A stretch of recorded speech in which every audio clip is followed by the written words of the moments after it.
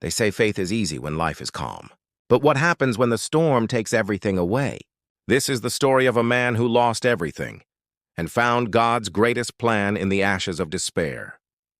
Miles from the nearest shore, a ship battled a violent storm. Among the passengers was Michael, a quiet man in his 30s, traveling home after years abroad. But that night, fate had a different plan. The ship split apart. Wood splintered, waves crashed, voices screamed, and within minutes, the sea swallowed it all.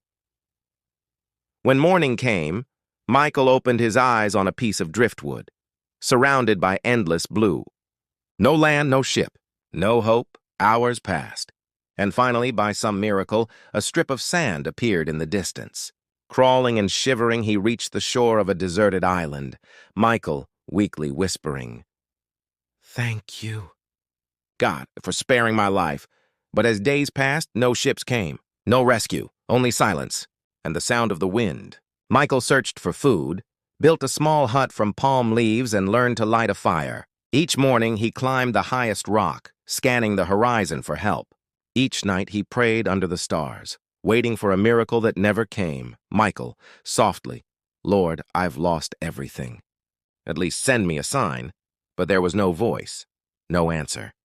Only the sound of the waves whispering endlessly. Still, he held on, day after day, one prayer at a time. One afternoon, after gathering food, Michael returned to see smoke rising from a distance. He ran, heart racing, and then he saw it. His hut, his tools, everything he built, engulfed in flames. Michael, crying out, "No! No, please! God, why?" He fell to his knees as the fire burned bright against the dark sky. Everything he had, gone. And for the first time, his faith broke. "Michael, how could you do this to me? I asked for help, not this." He wept until the night grew silent again. The next morning, Michael woke to the sound of something unfamiliar, voices. And when he opened his eyes, he saw a ship anchored just beyond the reef. He blinked, thinking it was a dream. But then he heard a shout. "Hey, you there! We saw your smoke signal. Are you all right?" Tears filled Michael's eyes as he realized the fire that destroyed his shelter had become the very signal that saved his life. He whispered, voice trembling. Michael, grateful. "I understand now, God. I understand. Sometimes we mistake pain for punishment. Sometimes the things we think are destroying us are actually preparing us for something greater.